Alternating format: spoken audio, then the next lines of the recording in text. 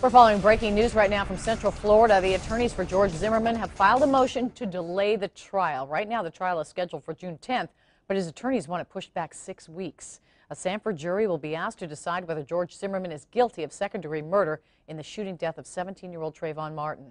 For the second time this week, Zimmerman's lawyer has just made public evidence the defense obtained during discovery. It includes these photos and also text messages from the teen's phone.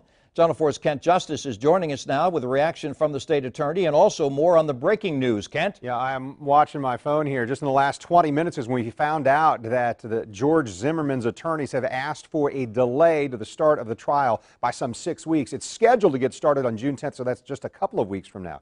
I was also sitting with Angela Corey here at our station today when news broke about the new information being released. The special prosecutor on the case says she doesn't like it, even if the law allows it.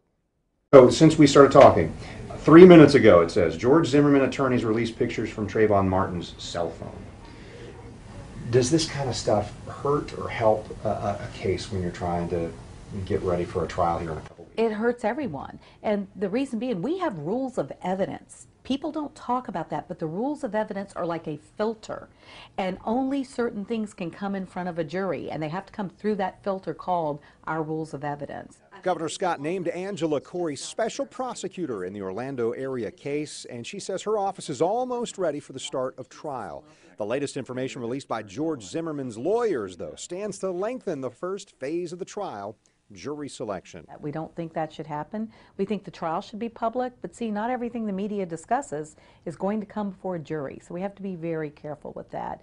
And it'll take a while to weed out the jurors that have seen or read a lot about this case. Corey is a prosecutor, and yet a local defense attorney seems to feel the same way she does. There is no reason why this information has been released other than to affect jurors. Gene Nichols is the new president of the local chapter of Florida Association of Criminal Defense Lawyers. He's not involved in the Zimmerman case, but he says he wouldn't go where Zimmerman's lawyers have gone. Photos of Trayvon Martin making an obscene gesture or texts implying he smoked marijuana don't have any place in the conversation to Nichols or to Corey. We don't know that it will impact our case because, again, if the rules of evidence in the state of Florida don't allow that to come in, if it doesn't have evidentiary value for the case, then it shouldn't be released. There is no public interest at stake to find out what Trayvon Martin was texting about 2 years ago.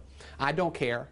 I don't think the public cares, except because it's about this case. Whether or not somebody in the past was involved in a fight is not going to be relevant to whether or not George Zimmerman killed him or was acting in self-defense.